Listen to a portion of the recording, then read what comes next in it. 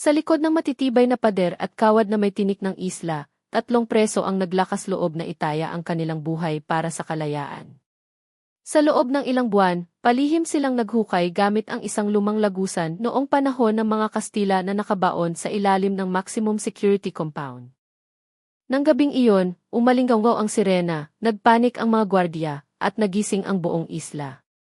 Ang pinakamahigpit na kulungan sa Pilipinas ay napasok. 2 preso ang nakalusot patungo sa madilim na dagat.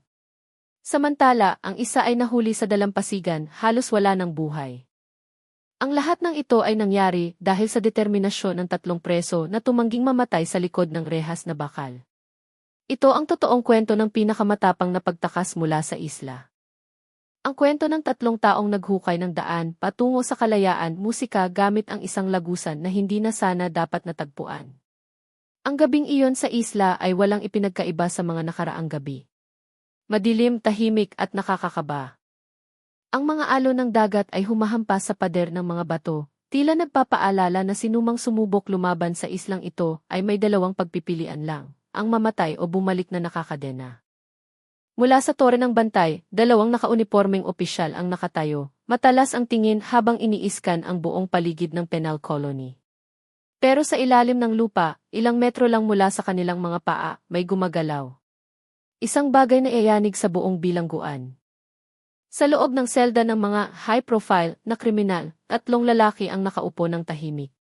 Sila ay sina Rangga, Darto at Komar. Silang 3 ay mga big-time na preso na naghihintay na lang ng huling hatol o habambuhay na pagkabulok. Hindi sila nag-iimikan. Wala nang salitang kailangang sabihin ngayong gabi. Ang lahat ay napaghandaan na nila sa loob ng ilang buwan, mula sa pagnanakaw ng kutsarang bakal para ipanghukay, hanggang sa pagkakabisado sa oras ng palitan ng gwardiya ng walang palya. Ngayon, isang hakbang na lang ang natitira, hamunin ang kamatayan para sa kalayaan. Dito nagsimula ang kanilang mapanganib na aksyon. Nang oras na iyon, madaling araw, dinig mula sa malayo ang tahol ng mga aso ng gwardiya.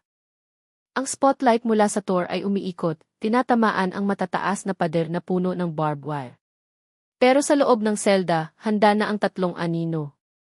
Nanginginig ang kanilang mga katawan sa halong takot at determinasyon. Sa katahimikan, tumango si Rangga. Sumagot si Darto ng isang matalim na tingin. Huminga ng malalim si Komar at lumuhod sa harap ng sahig ng banyo na ilang linggo na nilang dahan-dahang binibiyak. Sa loob ng masikip na selda, isang malaking plano ang nagsimula, ang plano para suungin ang panganib sa pamamagitan ng sikretong lagusan noong panahon ng Kastila na hindi alam ng ibang preso. Para sa karamihan, ang isla ang katapusan ng lahat. Pinalilibutan ng mabagsik na dagat, kawad na may tinik at mga armadong bantay. Araw at gabi, super higpit. Hindi ito ordinaryong kulungan. Sinumang pumasok dito ay bihira ng makalabas ng buhay at malaya.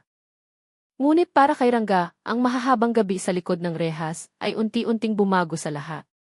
Hindi na siya takot sa bala, kundi sa katotohanang mabubulok na lang ang buhay niya doon habang buhay. Gabi-gabi niyang naririnig ang sigaw ng ibang preso, nakikita ang mga bangkay na inilalabas ng walang ingay. Kung ganito lang din, mamamatay tayong walang saysay, sabi niya isang gabi. Mahina ang boses pero matigas. Si Darto na nakarinig ay tumawa lang ng mapait. Dito, lahat tayo patay na. Ang pinagkaiba lang, yung bangkay natin hindi pa inililibing. Naghihintay lang tayo ng araw. Pero sa likod ng maikling usapan na iyon, may nabuong baliw na ideya, isang determinasyon na nagsimulang tumubo. Ilang linggo ang lumipas, sa bodega ng kusina ng bilangguan, nakahanap si Rangga ng isang lumang rolyo ng papel na maalikabok sa tumpok ng mga lumang arsimo. Kupas na ang mga sulat, pero naintindihan niya ang mga guhit at simbolo. Dahil dati siyang mekaniko at nagtrabaho sa minahan, alam niya na ang mga guhit na iyon ay hindi basta-basta. Ito ay mapa ng lumang drainage system na gawa pa ng mga Kastila, papunta sa dalampasigan sa timog ng isla. Tinitigan ito ni Rangga ng matagal. Sa isip niya, isa lang ang pumasok. Kung totoo to, ito ang daan palabas. Nang gabing iyon, inaya niya sina Darto at Komar sa sulok ng selda. Walang imik niyang ipinakita ang mapa. Noong una, hindi sila naniwala hanggang sa ituro ni Rangga ang tuldok na eksaktong nasa ilalim ng banyo ng kanilang selda. Mula noon, hindi na sila ordinaryong preso. Naging 3 tao sila na may mapanganib na layunin, tumakas mula sa pinakamahigpit na kulungan sa Pilipinas. Araw-araw, nagkukunwari silang abala sa routine, head count sa umaga, trabaho sa kusina, at inspeksyon ng selda. Pero pagdating ng gabi, nagtatrabaho sila ng tahimik. Ang kutsarang ninakaw nila sa kusina ang naging pala. 3 buwan silang namuhay sa baliw na ideyang iyon. Walang sinuman ang naghinala. Dahil natuto silang itago ang takot kasing husay ng pagtago nila sa butas. Ngunit ang pinakamahirap ay hindi ang paghukay ng lupa, kundi ang paghukay ng lakas ng loob. Muntik nang sumuko si Komar. Bata pa siya, bago pa lang sa loob, at malakas pa ang alaala ng pamilya sa isip niya. Minsan, umiiyak siya ng palihim sa sulok. Alam ni Rangga pero hindi siya umiimik. Sinasabi lang niya ng pabulong, kailangan nating makaalis dito agad. Kahit anong paraan, kailangan nating subukan. Lumipas ang mga araw, puno ng sugat ang kanilang mga kamay. Pumutok ang mga daliri dahil sa pagkiskis sa bakal. Tuklap ang mga kuko pero walang nagreklamo. Alam nilang ang isang maling tunog ay katumbas ng bala sa ulo. At nang ang butas ay tumembos na sa wakas sa sariwang hangin sa ilalim ng lupa, 2 metro lang ang lalim mula sa ibabaw, nagkatinginan silang 3. Walang nagsalita, pero nag-usap ang kanilang mga mata. Ang baliw na plano ay handa ng isagawa. Isang pagkakamali, patay. Pero kung magtatagumpay, sila ang magiging kauna-unahang 3 tao sa kasaysayan na makakalabas ng isla mula sa ilalim ng lupa. Bumuhos ang ulan simula hating gabi. Ang mga patak ay marahang tumama sa yero ng bubong ng presinto, lumilikha ng tunog na nakakapagpakalma. Pero sa likod ng tunog na iyon, 3 tao ang nagsisimula sa pinakamapanganib na hakbang ng kanilang buhay. Alas negatibo 3, 15 ng madaling araw sa orasan. Ang oras na hinihintay nila sa loob ng 3 buwan. Sa labas ng selda, kakatapos lang magpalitan ng gwardiya. Ang spotlight sa tour ay lumipat ng pwesto, tinatamaan ang kanlurang bahagi ng field. Iniwan nito ang silangang bahagi, kung nasaan ang kanilang selda, sa ganap na kadiliman. Huminga ng malalim si Rangga. Tiningnan niya ang mukha ng 2 kasama, sina Darto at Komar. Walang salitang lumabas, tango lang na parang sumpaan na walang boses. Kung mamamatay, sabay-sabay tayong mamamatay.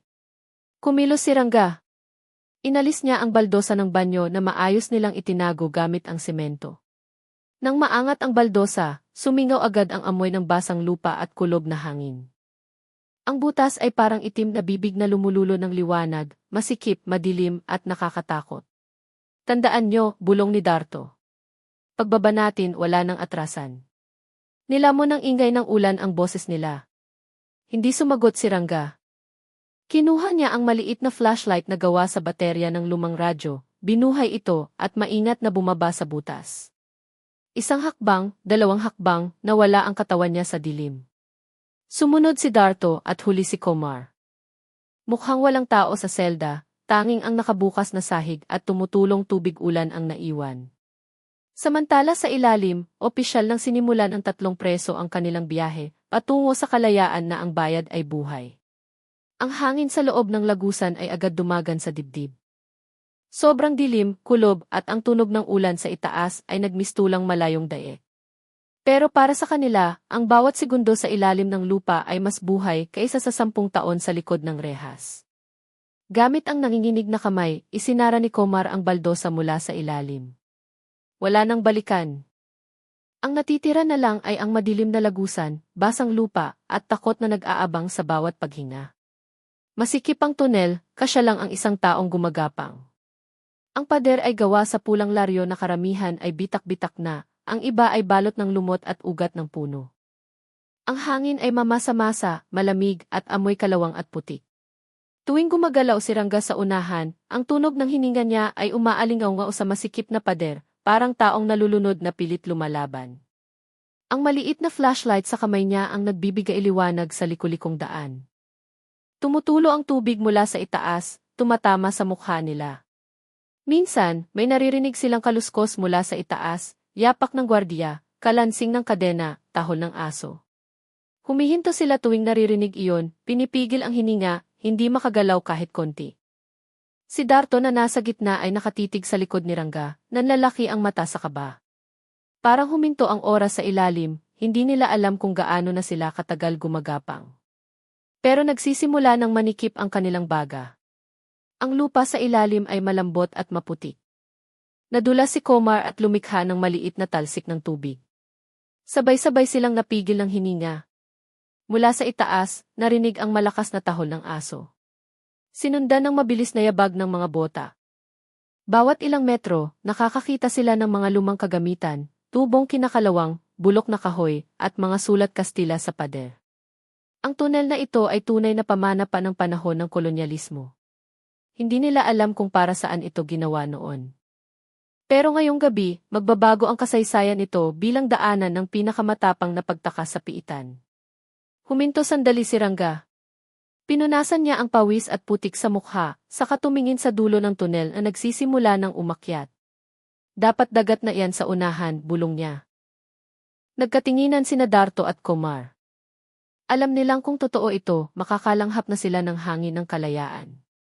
Pero kung mali, mamamatay silang nakakulong sa ilalim ng lupa ng walang nakakaalam. Gamit ang natitirang lakas, tuloy sila sa pagsulong. Bawat gasgas sa tuhod, bawat hininga ay isang pakikibaka. Ang mahinang ilaw ng flashlight ay tumama sa isang malabong liwanag sa unahan. Tanda na malapit na sila sa dulo.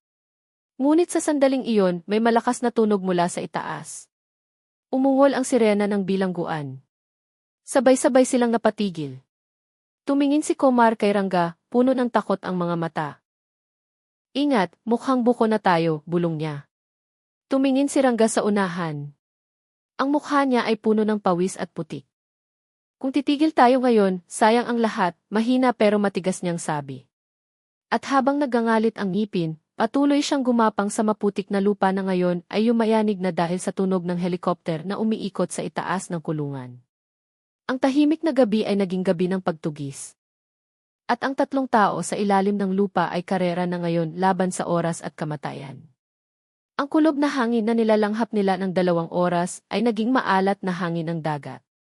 Si Rangga na nasa unahan ay nagsimulang makakita ng liwanag sa dulo ng lagusan. Nanlaki ang mata niya. Labas na. Bulong niya na halos hindi marinig, parang takot siyang mawala ang liwanag kung lakasan niya ang boses. Pero sa kanilang tatlo, si Rangga lang ang nakakapag-isip pa ng matino. Alam niyang ang dulo ng tunel ay hindi agad kalayaan. Sa labas, pwedeng may bakod na may tinik, patrol na may baril, o bangin na diretso sa dagat. Pero wala nang oras para mag-isip. Dinig na ang sirena sa malayo. Tanda na nadiskubre ng walang tao sa selda nila. Bilisan nyo, sabi ni Rangga habang tinutulak ang lupa sa harap gamit ang huling lakas. Ang ilaw ng flashlight ay tumama sa isang lumang bakal na nakaharang sa dulo ng lagusan, rehas. Balot na ng kalawang ang buong bakal. Huminto silang tatlo, nagtinginan sa dilim. Mabubuksan ba? Tanong ni Komar na puno ng emosyon. Hindi sumagot si Rangga. Sinipa niya ng isa. Umugong ang bakal, lumikha ng tunog na umaalingaw-ngaw. Pinigilan siya ni Darto. Rinig sa taas ang tunog. Pero alam ni Rangga na wala na silang oras. Sinipa niya ulit. Mas malakas, mas desidido. Sa pagkakataong ito, nabali ang bahagi ng bakal, nag-iwan ng butas na kasya ang isang tao para gumapang palabas. Sa labas, ang maputlang liwanag ng buwan ay tumatago sa damuhan sa paligid ng labasan. Nauna si Darto. Yumuko siya at gumapang palabas. Balot ng putik ang katawan. Paglabas ng ulo niya, sinalubong siya ng malamig na hangin ng gabi. Sa unang pagkakataon sa loob ng maraming taon, nalanghap niya ang kalayaan at ang takot. Samantala, tinulungan ni Rangga si Komar na makalabas. Ngunit bago pa sila makaahon lahat, biglang umalingaw ang malakas na sirena na bumasag sa gabi. Prison alarm, Block T0, all units standby. Dinig ang megaphone hanggang sa sulok ng isla. Nanigas si Rangga, namutla. Mula sa malayo, nakita ang spotlight na umiikot at tumatago sa bakawan. Tumingin si Darto sa pinanggalingan ng ilaw tapos sa dagat. Bilisan nyo, takbo sa pampang, daan sa batuhan, sigaw niya. Tumakbo sila ng buong lakas. Binagtas nila ang maputik na paahon patungo sa dalampasigan. Bawat hakbang ay mabigat. Habol nila ang hininga. Pero ang kalayaan ay parang abot kamay na. Kitang-kita na nila ang malalaking alon na kumikinang sa ilalim ng buwan. Biglang may putok ng baril, warning shot. Isang bala ang tumama sa bato malapit sa paa ni Darto. Ang mga tropa ng ASD, Special Action Force, mula sa kanluran ay nagsisimula ng pumalibot. Tigil! Taas ang kamay! Sigaw ng isa gamit ang megaphone. Pero hindi sila tumigil. Tuloy sila sa pagtakbo sa dilim, pababa ng bangin papunta sa mabatong pampang. Dugo-dugo na ang paa nila, punit-punit ang damit. Pero walang lumingon. Ang alon na humahampas sa bato ang huling tunog ng kalayaan. Pero mapaglaro ang tadhana. Pagdating sa bibir ng dagat, naipit ang paa ni Komar sa ugat ng bakawan. Sinubukan niyang hilahin pero wala. Lumingon si Darto para tulungan siya pero hinila siya ni Rangga ng malakas. Tumingin si Komar sa kanila. Hingal na hingal, matay puno ng kawalan ng pag-asa. Sige na, takbo. Pero lumingon pa rin si Darto, tinitigan ang kasama sa huling pagkakataon bago tuluyang tumakbo kasama si Rangga pakanluran papunta sa gubat. Ilang segundo lang narinig ang mabibigat na yabag. Sinubukan ni Komar na bumangon pero tinamaan ng spotlight ang mukha niya.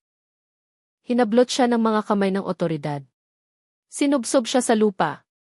Ang mukha niya ay napadikit sa malamig na putik. Mabigat ang hininga. Nakatingin siya sa dagat. Kung saan naglaho sa dilim ang dalawa niyang kaibigan. Alam niyang tapos na ang laban niya dito. Sa liwanag ng spotlight at sigawan ng mga utos, isang preso ang nahuli. Samantala, ang dalawa pa ay nawala sa gitna ng gabi sa isla.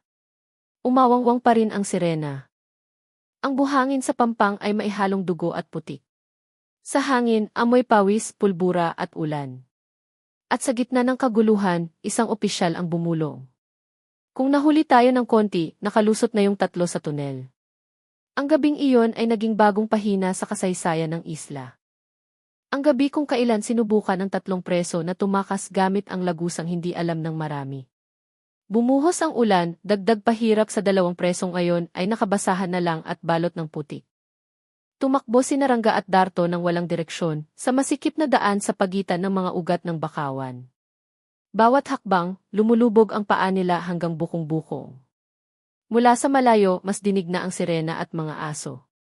Bilisan mo, mukhang palapit na sila. Lumingon si Rangga, hingal na hingal.